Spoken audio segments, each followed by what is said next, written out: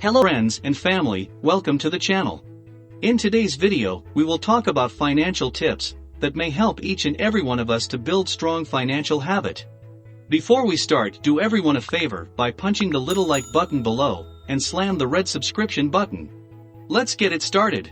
Unfortunately, we are all born in a society where personal finance is not a required subject in high schools or colleges. This lack of basic financial education leaves many young adults clueless about how to manage their money, apply for credit, and get or stay out of debt. Fortunately, you can overcome your lack of financial knowledge and make sounder financial decisions that can have a huge impact on your financial future. Here are 8 financial tips that can help you understand how money works.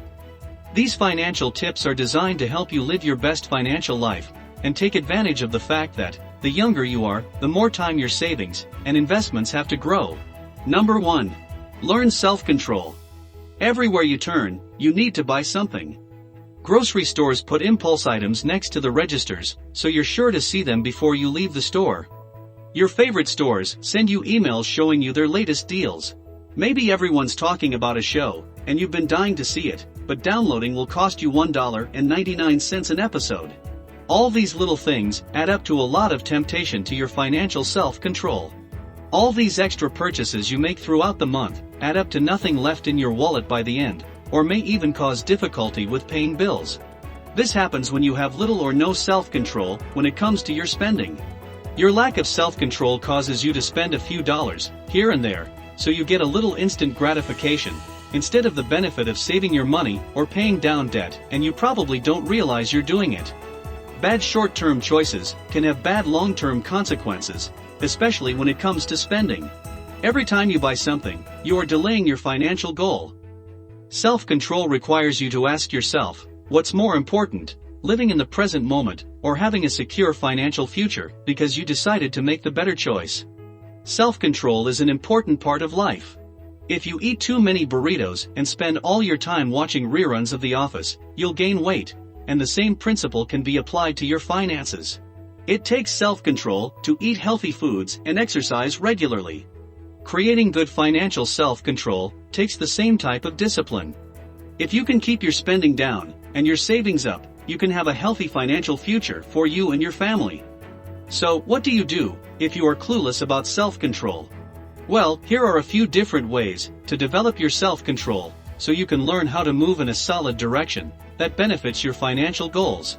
Stop making excuses to buy more useless items. Create a budget. Understand the role of emotions. Know the difference between your needs and wants.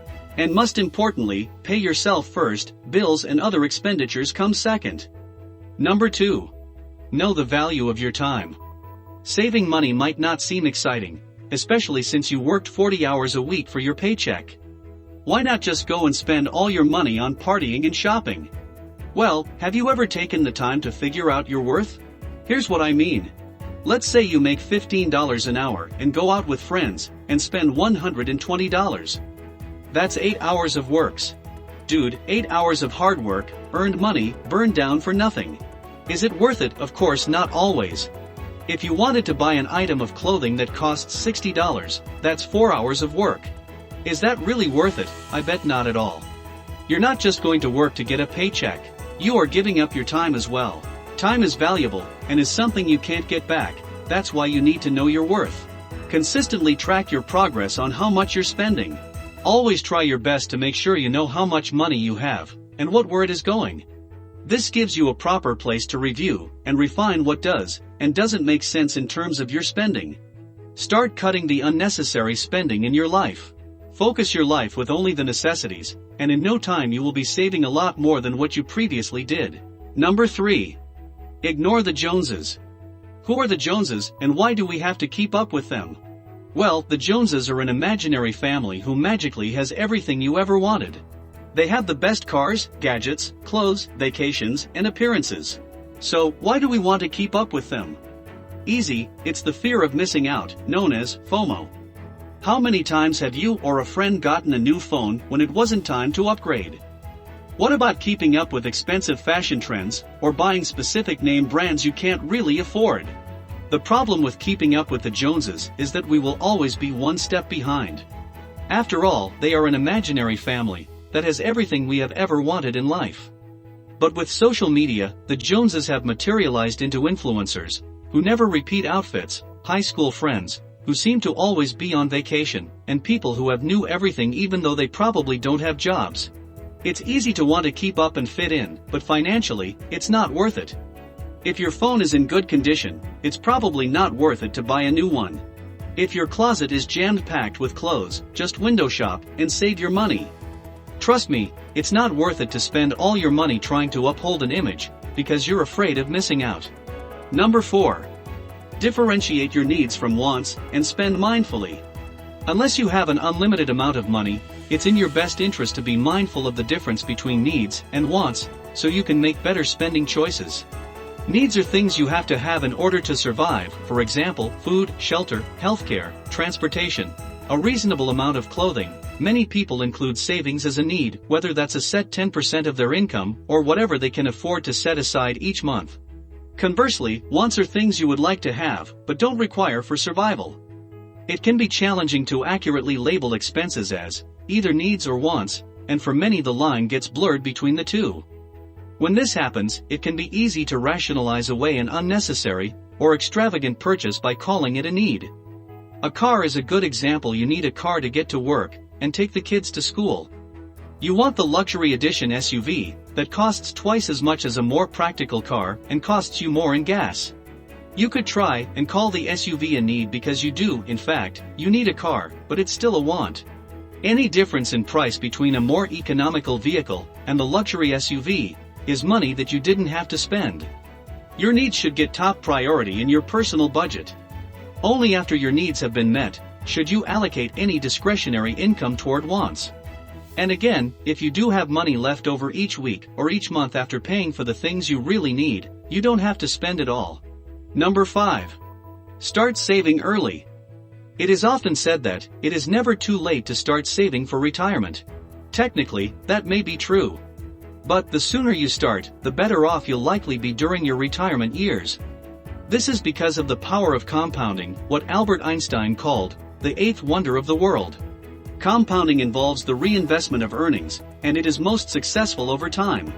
The longer earnings are reinvested, the greater the value of the investment, and the larger the earnings will hypothetically be. To illustrate the importance of starting early, assume you want to save $1 million by the time you turn 60. If you start saving when you are 20 years old, you would have to contribute $655 per month, over 40 years, to be a millionaire by the time you hit 60. If you waited until you were 40, your monthly contribution would bump up to $2,433, over 20 years, to call yourself a millionaire. Wait until 50, and you'd have to come up with $6,440 each month, over the 10 years to be a recognized millionaire. The sooner you start, the easier it is to reach your long-term financial goals. You will need to save less each month and contribute less overall to reach the same goal in the future. Number 6. Build and maintain an emergency fund. An emergency fund is just what the name implies, that is, money that has been set aside for emergency purposes. The fund is intended to help you pay for things that wouldn't normally be included in your personal budget, for example, unexpected expenses, such as car repairs or an emergency trip to the dentist. It can also help you pay your regular expenses if your income is interrupted, for example, if an illness or injury prevents you from working, or if you lose your job. Although, the traditional guideline is to save 3 to 6 months' worth of living expenses in an emergency fund, the unfortunate reality is that this amount would fall short of what many people would need to cover a big expense or weather a loss in income. In today's uncertain economic environment, most people should aim for saving at least 6 months' worth of living expenses, or more, if possible. Putting this as a regular expense item in your personal budget is the best way to ensure that you are saving for emergencies and not spending that money frivolously. Keep in mind that establishing an emergency backup is an ongoing mission. Odds are that, as soon as it is funded, you will need it for something. Instead of being dejected about this, be glad that you were financially prepared and start the process of building the fund again. Number 7. Get a grip on taxes. It is important to understand how income taxes work, even before you get your first paycheck. When a company offers you a starting salary, You need to know how to calculate whether that salary will give you enough money after taxes to meet your financial obligations and hope your goals are met. Fortunately, there are plenty of online calculators that take the dirty work out of determining your payroll taxes, such as paycheckcity.com. These calculators will show you your gross pay, how much goes to taxes, and how much you'll be left with, which is also known as net pay or take-home pay.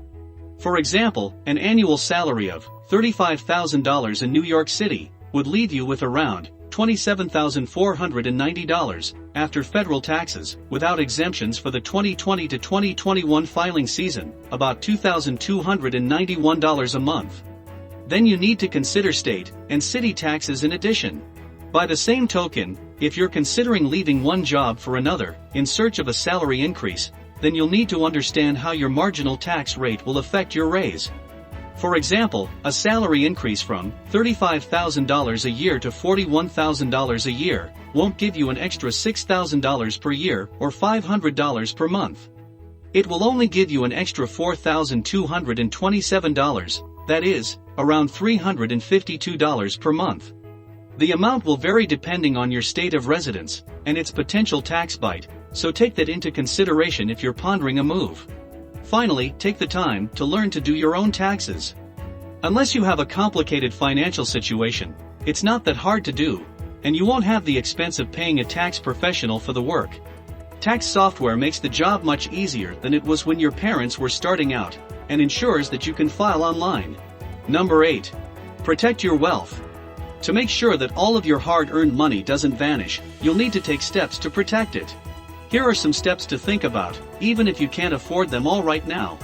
If you rent, get renter's insurance to protect the contents of your place from events, such as burglary or fire.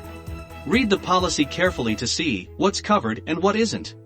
Disability insurance protects your greatest asset, that is, the ability to earn an income, by providing you with a steady income if you ever become unable to work for an extended period of time due to illness or injury.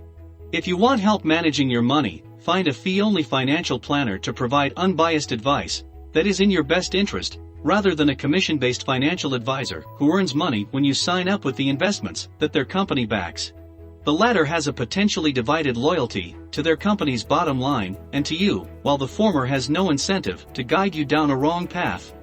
You'll also want to protect your money from taxes, which is easy to do with a retirement account, and from inflation, which you can do by making sure that all of your money is earning interest. There are a variety of vehicles in which you can invest your savings, such as high-interest savings accounts, money market funds, CDs, stocks, bonds, and mutual funds.